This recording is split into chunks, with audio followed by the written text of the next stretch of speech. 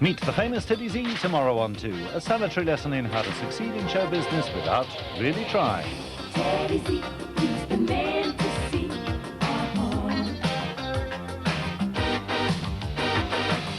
He's got the key to your fantasy.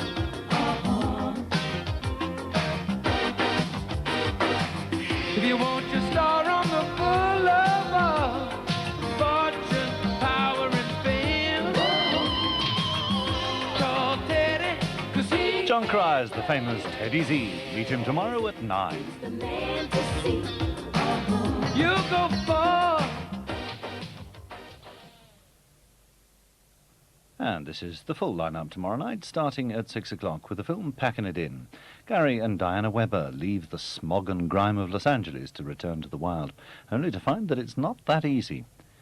And picking out more highlights, Labour leader Neil Kinnock's speech to the party conference is analysed at 7:35, and then after Teddy Z, Charles Wheeler examines the origins of World War II from France's perspective at 9:30 in The Road to War. And there's a new series of 10 by 10 starting at 10:20 with an unusual insight into a particular security problem in Scotland, which has an ingenious solution. Programmes for 2 tomorrow. Well, before we hand over to the Open University in a couple of minutes, let's see what tomorrow's weather's going to be like. Here's John Kettley with the Weatherview. Good evening. Most parts of Britain will stay fine and settled for at least the next 2 days, but I've got a wonderful satellite picture here. This was 7 o'clock this morning. It shows Tropical Storm Raymond, which was raging down to the southwest of the United States. You can see the eye of that storm as well, a lot of clouds spiralling around it and no doubt some very strong winds, but it doesn't really pose much of a threat to the United States. I think it will be just a pretty picture, but we'll keep an eye on it over the next couple of days.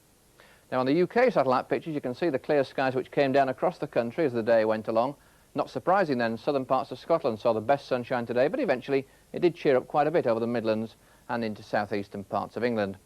The league table looks like this then, with the sunniest place at Edinburgh, in fact 10.8 hours of sunshine, and Manchester did very well, about 8.7 hours of sunshine there. But I'm afraid Norwich and Cardiff did stay rather overcast for the entire day. A large area of high pressure then still stuck in western parts of Europe there. It really isn't going anywhere, but it is keeping this bad weather at bay. You can see some very strong winds running down across Scandinavia into the more eastern parts of Europe. The temperature in Moscow, for instance, today just 7 degrees, 45 degrees Fahrenheit. You can see a lot of cloud too, and some of that thick cloud getting right down into the eastern part of the Mediterranean. But as far as southwestern France is concerned, Spain and Portugal too, glorious sunshine there, and the temperature in Seville this afternoon about 30, 86 degrees Fahrenheit. Well, tonight still a lot of cloud running across that northwestern part of Ireland there, running up through the western and northern Isles of Scotland, still giving the odd patch of drizzle. We've got a veil of cloud too, coming down this eastern coast, running across East Anglia, the southeast, and these more southern counties of England, but all the time it's showing signs of breaking up, and where it does, we're going to find it turns very misty. Some fog patches down here in the south, and some dense patches of fog anywhere across the Midlands up to southern Scotland, but it won't be widespread. Certainly be some clear slots, but that fog will have to be watched, I think, during the course of the night. Now, in the famous prone frost hollows, there will be a touch of frost once again. I'm afraid a fairly widespread ground frost where the skies stay clear. In a few areas too, there will be an air frost, but certainly no problem down in the extreme southwest and the Channel Islands. The temperatures there not below 7 to 9 degrees. Tomorrow then, a very grey and misty start in a number of places. That fog very, very slow to clear in a few areas. It'll take till about 11 o'clock, I would think, before most of it's gone altogether. But there will be a lot of cloud across the south here, running up through Ireland into the western north of Scotland. The sun breaking through in that cloudy area as the day goes along. The best of the sunshine, once the fog's gone, in these more inland parts of the British Isles. But it will be a fairly hazy sunshine, I would think. But nevertheless, with just light winds, it's going to be a very pleasant day. The wind's even lighter than today in many places. And temperatures up to 17 degrees. That's 63 degrees Fahrenheit. But of course, the exception up in the far north of Scotland there, where it does stay rather gloomy, I think 12 degrees 54 nearer the mark. Well, the chart for Wednesday looks like this, with the high pressure just beginning to slide away to the east, but really no great problems. These fronts are going to have a real struggle to get in. So that does mean to say we're going to see fine settled weather for quite a few days to come, but eventually, late Wednesday or possibly into Thursday, one or two showery outbreaks getting into the extreme west of the British Isles, but fog still a problem night and morning. Well, that's it from me. I wish you a very good night.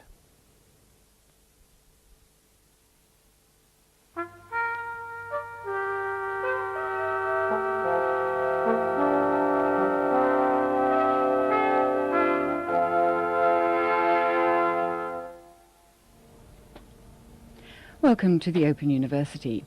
Tonight we present the final programme for the Arts Foundation course. Professor Arthur Marwick reviews some of the principal issues discussed earlier in the course.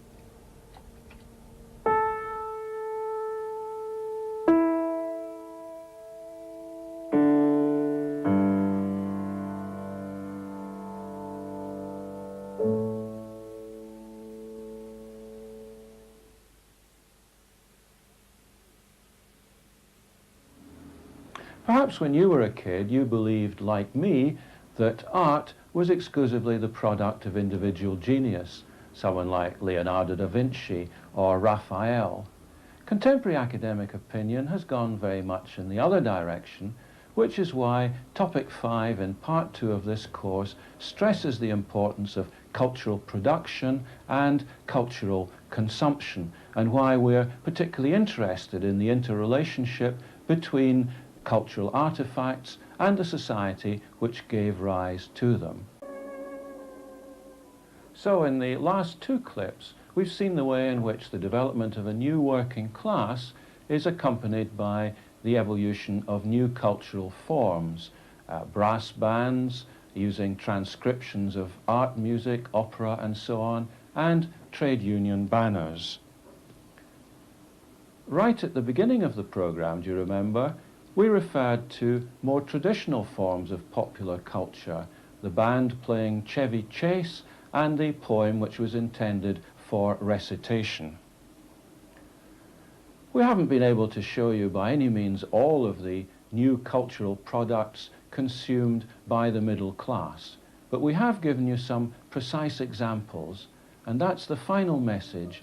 In developing an argument, always present precise examples.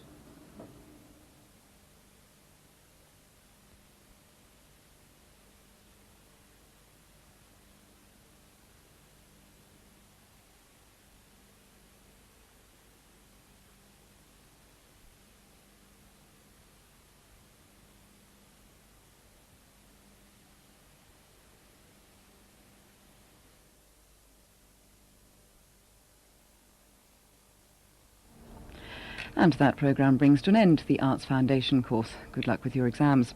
It's also the close of tonight's Open University broadcast. So from the crew on BBC2, I'll wish you a very good night.